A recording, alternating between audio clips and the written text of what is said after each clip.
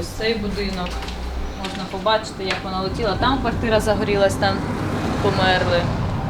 Сусіди чули, як людина кричить і помирає. Я за 2 дні з'їхала. Я 3 місяці тут жила і кожної ночі прощалася з життям. Я знала, що так буде, і не думала, що так рано. Я з'їхала, я думала, десь там може через тиждень-два прилетить. Прилетіла через 2 дні, мені зателефонували вночі військові, кажуть, ти жива? Прилетіла в твою квартиру поряд. Я кажу, та я жива, я не вдома вже. Зранку я поїхала дивитись на це все. Ось двері так поклали, думаю, потім металобрухт цей здам після війни, зараз не приймають. Квартиру купили рік тому назад і ми вирішили з мамою не торопитися з ремонтом, зробили тільки тут. І як це добре вийшло. Важко жити морально, коли немає води, нема світла, так ти не можеш закрити свої елементарні потреби. Від цього важко. Так працюємо далі. Я не виїжджала в перші дні війни, тому що це не те, що я прям готувалась до цього. Але свою землю і свій край я буду захищати. Я не хотіла вночі сюди їхати, тому що розуміла, що ще є якісь касетні снаряди, котрі можуть там трішечки пізніше розірватися. Але тут вулиця просто була вся в склі, в землі, в уламках від балконів. Ось ця яма 2х2, куди прилетіло.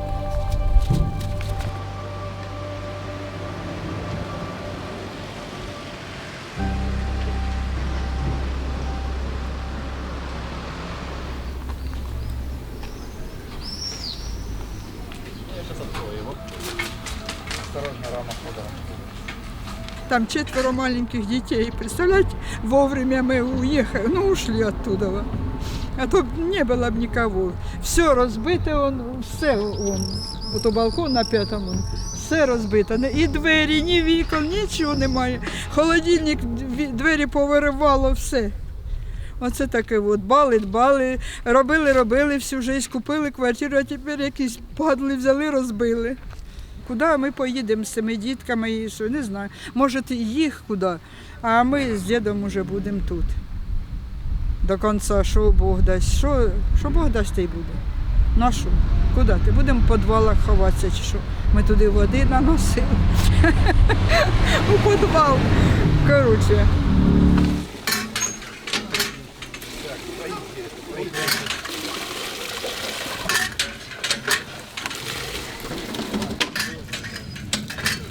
А вже в місяць нету води взагалі. Це ваші 3 баклажки, це вам наскільки? 4, от, ще одна. Наскільки вистачає так? Ну, якщо не митися, не підмиватися, а просто так, для чая, на неділю хватить.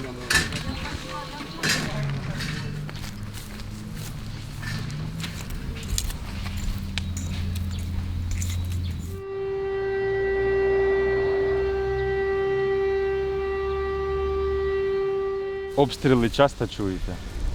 Да, ну я же на Артема живу очень. Окна, правда, закрыты, но слышно очень хорошо. Сейчас за водой ходил, он там страшно. Это люди все каракают, боятся. Ваше ставлення до росіян якось змінювалося під час цього нового наступу? Да как, ничего не, покуда я еще не видел, ничего не знаю. Не буду говорить об этом.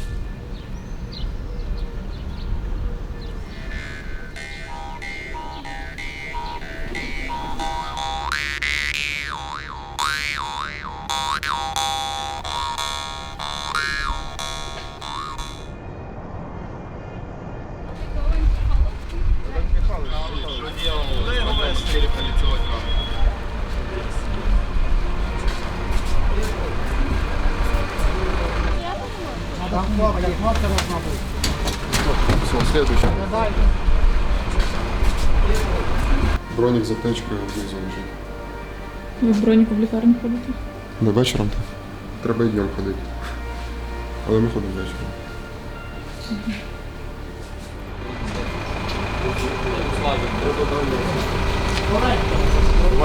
Підтягніть його чуть ближче.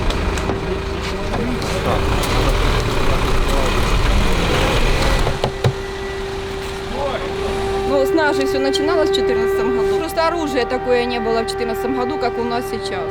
Просто прилетают ракеты неизвестно откуда. Сказать, что мы не боимся, этого я не скажу. Мы боимся, конечно. Но мы хотим здесь быть. Тут наша родина, тут наш родной город. Мы тут родились. И будем из своей земли никуда уходить не хотим.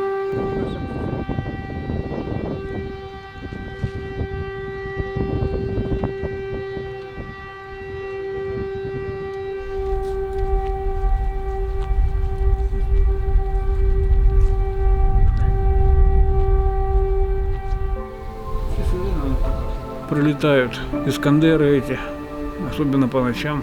Поначалу боялись, а сейчас как бы обращаем внимание, мало. Як давно ви в лікарні?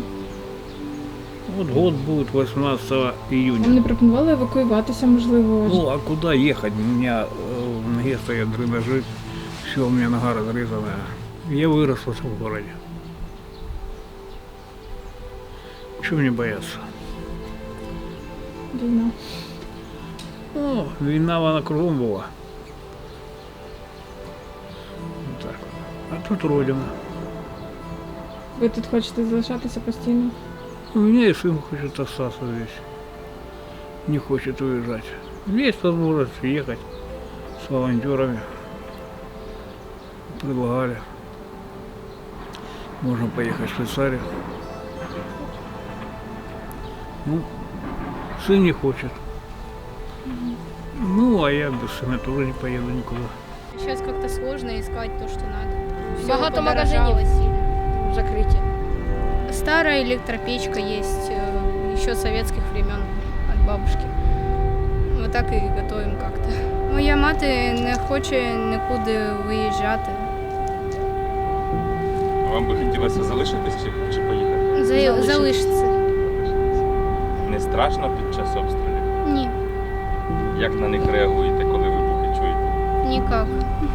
Ну, якщо близько, то можна встати. В коридор.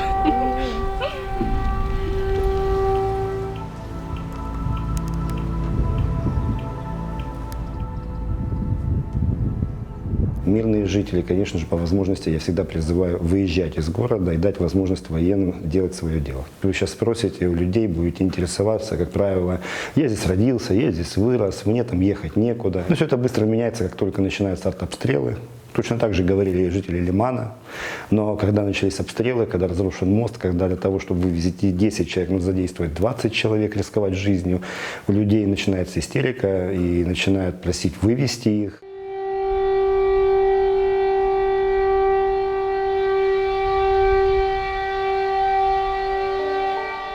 Тряпки, чтоб. Тут все было с душей, а вы не видели мой балкончик, а там цветов сколько в квартире было. Нема ничего. Подружки нема даже. Я не знаю, мы не хотим уезжать. Запишите. Вот это записали? Не хочу. Я в своей стране, в своем городе. Правильно? Заходите. Там все открыто. Заходите. Документы, деньги, вот. Не переживайте. Все оно на месте. Вот. Это. Чего я должна шляться? Конечно, я боюсь. Я боюсь. Вчера ночью пиляли там, куда оно кидало, куда-то в промышленную зону. Можете зайти в квартиру, если хотите?